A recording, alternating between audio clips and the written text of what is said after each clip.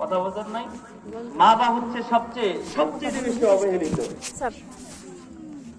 সমস্ত হক ওজন দেওয়ার পরে আরেক পাল্লায় মা বাবার হক ওজন দিলে তো মা বাবার পাল্লাটাই ভারী হয়ে যাবে। শুধু তাই না, আল্লাহ রাসূল হাদিসের ভিতরে বলে, বান্দা তুমি যদি নেক নজরে তোমার মায়ের দিকে তাকাও তো আল্লাহ তাআলা তোমার আমলনামায় কবুল হজের সওয়াব লিখে দেয়। সুবহানাল্লাহ। এবার বলেন তো, বোনের দিকে তাকাইলে কবুল হজের সওয়াব হয়? খালার দিকে তাকাইলে, মামির দিকে তাকাইলে, ভাইয়ের দিকে তাকাইলে পৃথিবীর জমিনে এমন কোন মানুষ দেখাতে পারবেন না যেই ব্যক্তিটার দিকে তাকাইলে আল্লাহ কবুল হজের সওয়াব লিখে দেন। একমাত্র কেবলমাত্র আপনার আমার মায়ের হাতে আল্লাহ এতটাই ক্ষমতা দিয়েছে। নবী বলে, বান্দা তোমার মায়ের দিকে নেক নজরে একবার তাকাইতে দেরি, তোমার আমলনামায় আমি আল্লাহ কবুল হজের সওয়াব দিতে দেরি করব না। সুবহানাল্লাহ। শুধু তাই না, আল্লাহ রাসূল সাল্লাল্লাহু আলাইহি ওয়াসাল্লামের সাহাবী নবীজির কাছে আসছে, আয়েশা জিজ্ঞাসা করতেছে, নবীজি এই পৃথিবীতে আমি কোন মানুষকে সবচেয়ে বেশি সম্মান করব? নবী বলেন। আল্লাহর পয়গম্বরের কাছে ওই লোকটা জিজ্ঞাসা করে, ইয়া রাসূলুল্লাহ, এই পৃথিবীর ভিতরে যেই মানুষটাকে আমি সবচেয়ে বেশি সম্মান করব ইয়া রাসূলুল্লাহ, আপনি একবার বলিয়া দেন আমি কোন মানুষটাকে সবচাইতে বেশি সম্মান করব? নবীজি সাহাবায়ে কেরামের কথাটা শোনার পরে ডেকে ডেকে বলে, সাহাবায়ে কেরাম, এই পৃথিবীতে আগমন করার পরে সর্বপ্রথম সম্মান করবা তোমার মাকে। অতঃপর সাহাবীটা বড় জিজ্ঞাসা করে, সুম্মা মান ইয়া রাসূলুল্লাহ, ওগো পয়গম্বর জানায়া দেন এই দুনিয়ার জমিনে আমি দ্বিতীয় নাম্বার কোন মানুষটাকে সবচেয়ে বেশি সম্মান করব?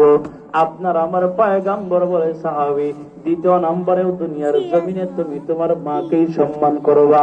সাহাবীটা তৃতীয় নাম্বার জিজ্ঞাসা করে, সুম্মা মান ইয়া রাসূলুল্লাহ, ওগো পয়গম্বর আমি দুনিয়ার জমিনে কোন মানুষটাকে সম্মান জানাবো? এই দুনিয়ার জমিনে আগমন করার পর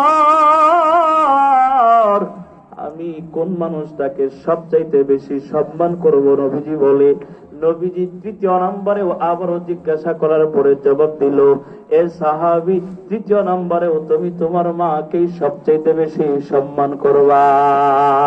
সুবহানাল্লাহ বলেন।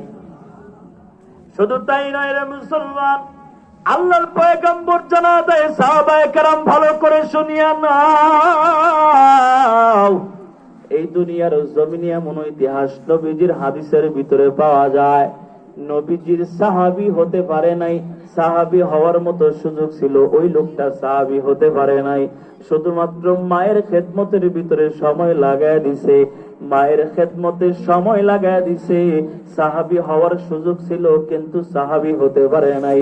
এই লোকটাকেও নবীজি বলে দিয়েছে, ওই লোকটাকে আমি আল্লাহ সাহাবীদের থেকে বড় মর্যাদা দিয়েছি। আমার আপনার পয়গম্বর ওমরকে ডেকে ডেকে বলে, ওমর আগমন করার ভাই,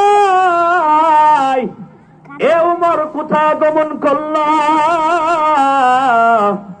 ওমর ফারুক রাদিয়াল্লাহু আনহু ডেকে ডেকে বলে, ইয়া রাসূলুল্লাহ কি বলবেন বলেন।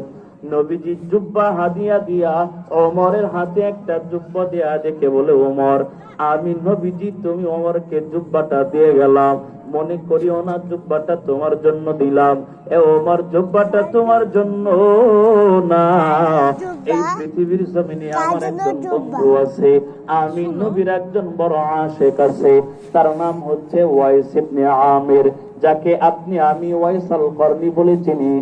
আমার নবী বলে, ওমর যখন আমার সাহাবীকে পাইবা,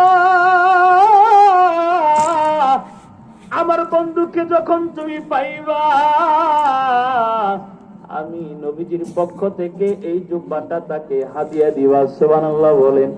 শুধুমাত্র তাই নয়, নবী বলে, ওমর তাকে পাইলে আবু বকর, উসমান, আলী বড় বড় সাহাবীরা ওই ব্যক্তির থেকে দোয়া চেয়ে নিবা। এবার ওমর ডেকে রেখে বলে, পয়গম্বর আমি আবু বকর, ওমর বসা, আলী বসা, বড় বড় সাহাবীরা আপনি নবীজির সাথেই থাকি, আপনি নবীজির সাথেই চলাফেরা করি, একটা মুহূর্তের জন্য আমরা জুব্বা হাদিয়া পাইলাম না। ওগো পয়গম্বর, আপনার ওই ব্যক্তি, আপনার ওই